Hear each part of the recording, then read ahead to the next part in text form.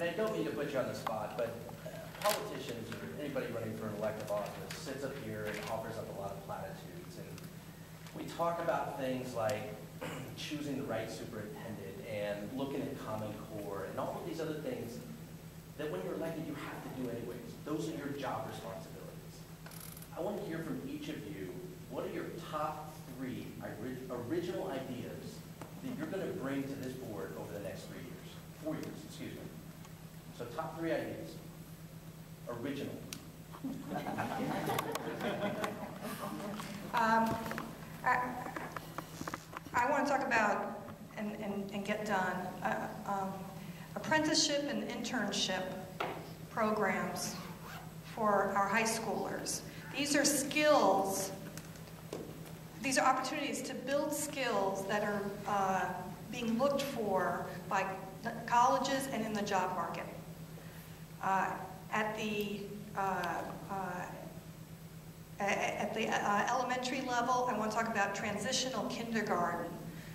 There's the state-mandated move to all-day kindergarten, and we have kids who qualify for kindergarten but are not developmentally there for a full-day kindergarten program. And transitional kindergarten has been done in other places, would save parents the tuition of over $3,000 for an additional year of preschool.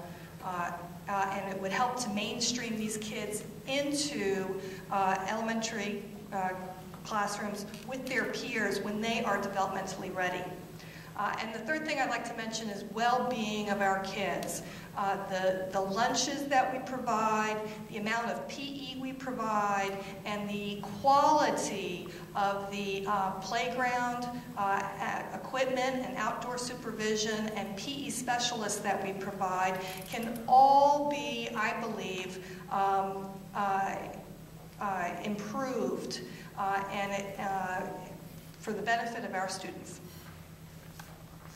Mark has heard this one before, but my top 3 are to innovate, to spend our money wisely, and to market our district well. Liz brought up the Tom Friedman article. I actually brought copies. I swear we didn't talk before this, but we both randomly brought this article, which I'm really excited about because this fall, there's a program, the last paragraph. Wait, let's see this.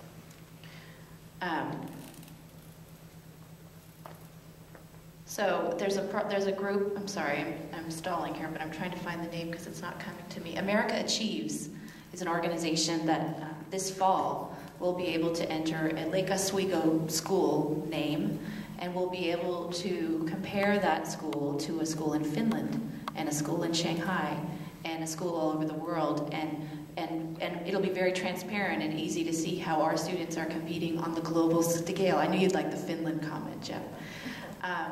And so for me, I think innovation, benchmarking with other districts outside of Oregon. I mean, when I got to travel to Minnesota, it inspired me. I intend, if I'm elected, on my own dime, sorry Andrew, to visit a district outside of Oregon that's like us. It's hard to find a district that is demographically similar, the same size as us, but the idea that Karen mentioned of a consortium, being part of a consortium of like-minded, similarly sized districts around the country, and benchmarking with them and seeing how they're working, and doing more analysis over what are the needs of our graduates going to be in 2025. I mean, the governor is talking about 2025 in his 40-40-20 plan. We should also be thinking about what are the needs going to be of our graduates in the future.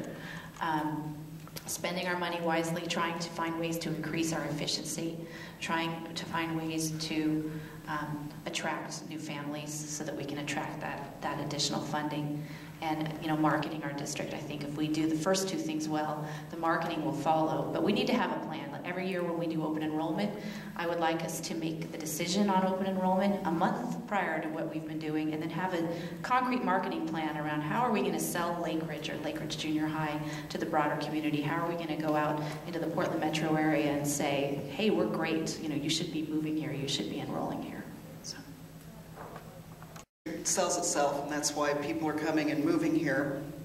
But for different types of ideas. I have to say that we are in a state that has wonderful brain studies going on, brain development and things like that. And here we are, we're cutting PE and music, two things that help you in math.